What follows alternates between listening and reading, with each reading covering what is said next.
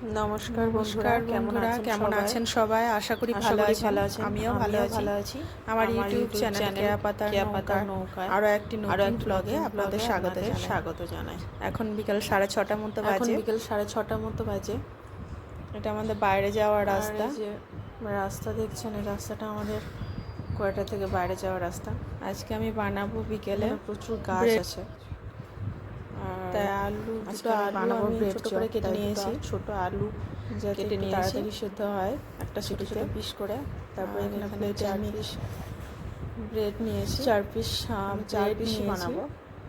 সেদিন 4 পিসই করবো। ডোসা দিয়েছিল, তার টিফিন গোটো ছিল।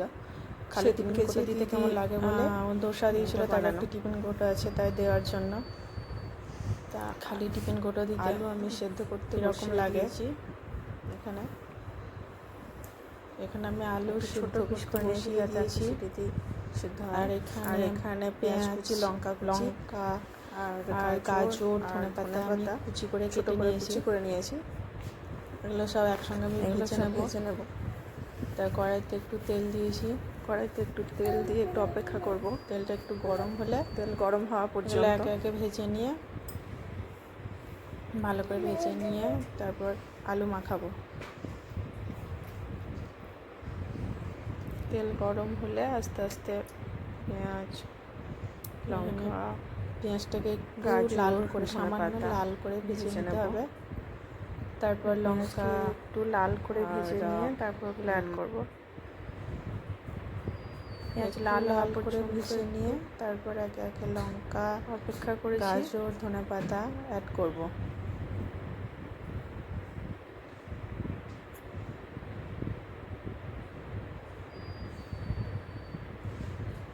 গোটা মশলা থাকলে ভালো হতো।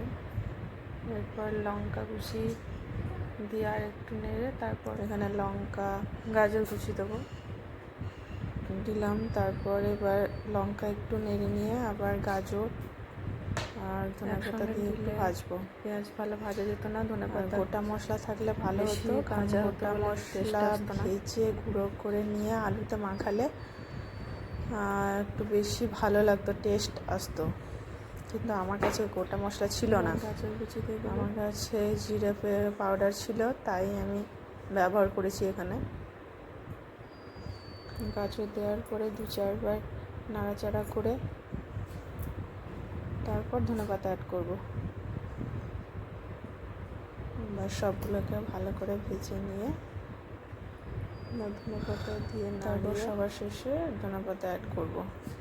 ওই সবই 2-4 বার করে নাড়িয়ে নিয়ে 2 মিনিট মতো ভাজলেই হবে, পর অ্যাড করতে হবে, নাহলে বেশি ভাজা হলে টেস্ট থাকবে না।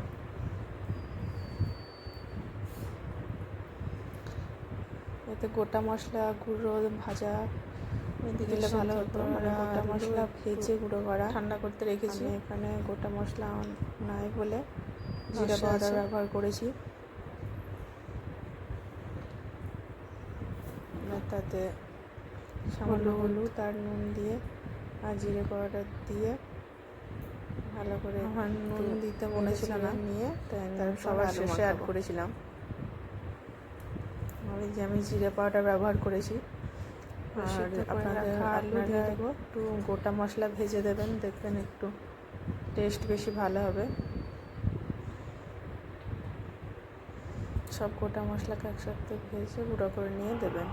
আলু এইভাবে মাখালে চ্যাটচ্যাটে ভাব থাকে, সেটা থাকাবার শেষে ধনেপাতা দিয়ে, আর নিচে মাখালে চ্যাটচ্যাটে ভাব থাকে। একটু নাড়িয়ে নিয়ে হাতে লাগে, আর এইভাবে মাখালে হাতে আলু লাগবে না। আমার নুন দিতে মনে ছিল না, তারপরে আলু অ্যাড করব। সবার শেষে নুন অ্যাড করেছি, সিদ্ধ করা আলু।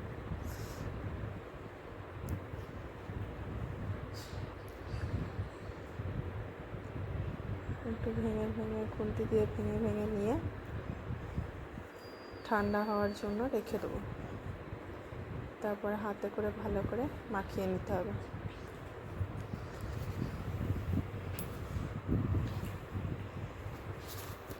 এবার বেসনের ব্যাটার তৈরি করার জন্য বেসন, একটু জিরে পাউডার নিয়েছি, একটু হলুদ, নুন তো দিতেই হবে। এই যে সিদ্ধ করা আলু, আমি নিয়ে ভালো করে এক হাতে ধরে এক হাতে মেখে ভিডিও করেছি বলে হয়তো ভালো আসেনি, অভ্যাস নয় বলে। তারপর জল দিয়ে আমি একটু ভালো করে মাখিয়ে নেব।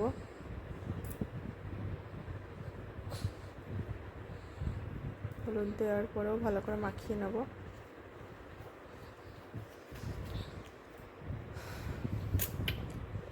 এবার রুটিগুলোকে দু পিস করে কেটে নেব কোনাকুনি।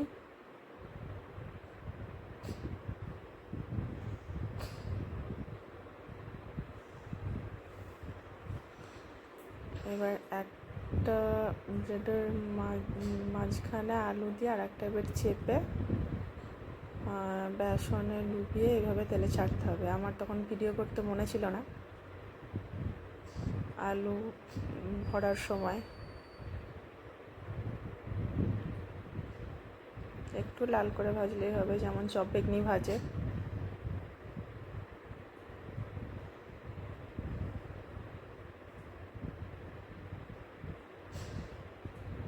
এইভাবে 4টে ব্রেডই ভালো করে একইভাবে তৈরি করে ভেজে নিয়েছি।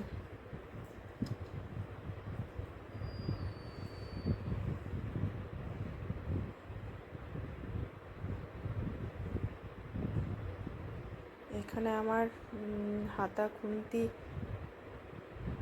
কিছুই তেমন নাই, সবই একটা করেই আছে। বেশি জিনিস নিয়ে আসেনি বলে রান্না করতে একটু অসুবিধা হয়। লাস্ট পিস ভাজা হচ্ছে, একটু বেসন বেঁচেছিল তাই আমি হাতে করে দিয়ে ওপরে লাগিয়ে দিয়েছিলাম।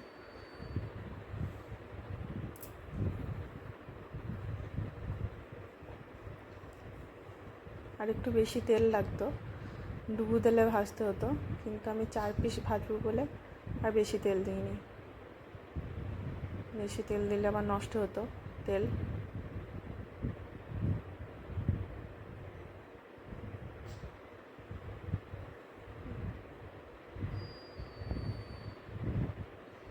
এইভাবে 4 পিসে আমি একে একে ভেজে নিয়েছি।